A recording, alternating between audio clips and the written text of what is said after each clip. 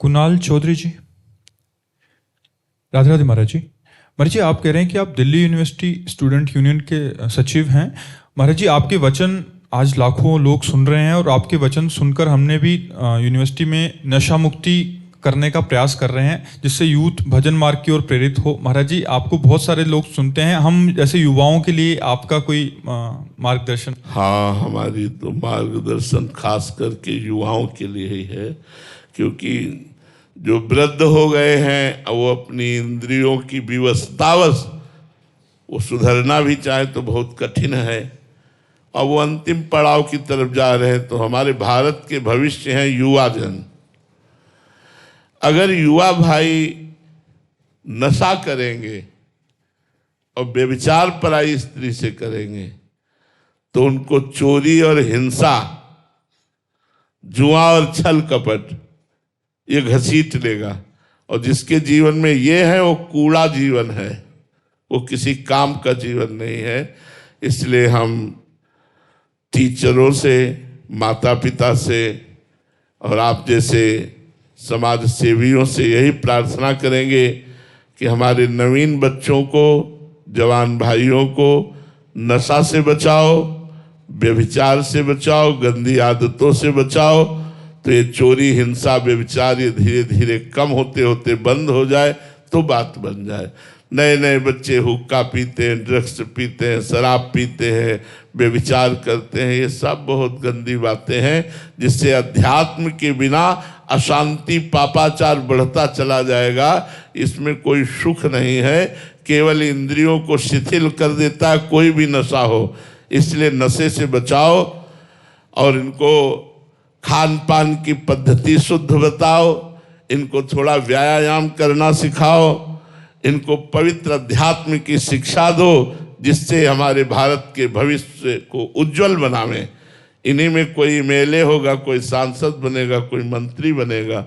और जब ये व्यभिचारी और व्यसनी और घूसखोर होंगे तो हमारी समाज को शोषण करेंगे, पोषण थोड़ी करेंगे। गलत आचरण करने वाला यदि नेता बन जाए तो समाज का शोषण करता है, अगर धर्मात्मा पुरुष नेता बन जाए तो समाज का पोषण करता है। इसलिए हमारे भारत के भविष्य नौजवानों को, नवीन बच्चों को नशा से, व्यभिचार से, गंदी बातों से, चोरी हिंसा से बचाया जाए।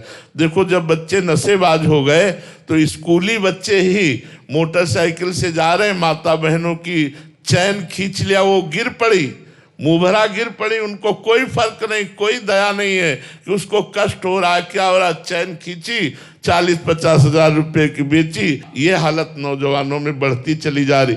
अपनी माँ से लड़ करके मांगते हैं रुपया दीजिए, अगर रुपया न दे तो माँ पर प्रहार कर देते हैं, यहाँ तक कि हत्या कर देते हैं। ये नवीन बच्चे अपने माता पिता को जहाँ भगवान मानना चाहिए वहाँ कठोर वचनों से बात करते हैं, ज़्यादा बात करें तो प्रहार कर देते हैं, निष्कासित कर देते हैं। इसलिए जरूरी है हमारी नवीन समाज को सुधारना, और वो बिना अध्यात्म के समाज का सुधार हो नहीं सकता। नवीन पढ़ाई, आधुनिकता के साथ साथ अध्यात्म अत्यंत आवश्यक है। विजय लता जी, बीकानेर से। राधे राधे महाराज जी। महाराज जी, 4 से 5 दिन मौन रहने के बाद मुंह से मौन तो रहते हैं, पर भीतर से कुछ ना कुछ बहुत तेज चलने लग जाता है। इंद्रियों को अंतर्मुख कैसे करें महाराज जी? नाम जप से, जिह्वा से नाम जप करो, उपांशु ऐसे। तो मौन का मतलब है मन का मौन हो जाना, मन का निसंकल्प हो जाना। वाणी का मौन तभी सार्थक है जब नाम जप चल रहा है। अगर नाम जप नहीं चल रहा, प्रपंच का चिंतन चल रहा है, तो नाम कीर्तन करो, वाणी के मौन रहने से कोई लाभ नहीं मिलेगा। अगर आपका अंदर का चिंतन प्रपंच का चल रहा है तो खोलो वाणी और राधा राधा राधा उठाओ मंजीरा और नाम कीर्तन करो। देखो 10 मिनट में मन एकदम शांत होने लगेगा। हाँ, अगर मन हमारा एक तार भगवान में लगा है, हम वाणी से मौन है, तो धन्य है आपका मौन। अगर प्रपंच का चिंतन हो रहा है, संसार का चिंतन हो रहा है, तो फिर वो वाणी का मौन, केवल वाणी का मौन। नहीं तो जितने, अगर वाणी के मौन से भगवत प्राप्ति होती तो जितने वाक्य इंद्रिय रहित हैं, मूक हैं, जो बोल नहीं सकते, तो सबको भगवत प्राप्ति हो जाती है। नहीं, जन्म से बहुत से लोग मूक हैं, उनको भगवत प्राप्ति हो जाती। भगवत प्राप्ति केवल मूक बनने से नहीं होता, अंदर से भजन कर। मौन इसलिए रह जाता है कि भाई हम वाणी से प्रपंच नहीं बोलेंगे, निरंतर नाम जप करेंगे, इसलिए मौन सार्थक है। अच्छा विचार पूर्वक मौन रहो, जो बोलना है 1 मिनट में बोल दिया, हटो और बस निरंतर नाम जप कर रहे हैं तो मौन सार्थक है।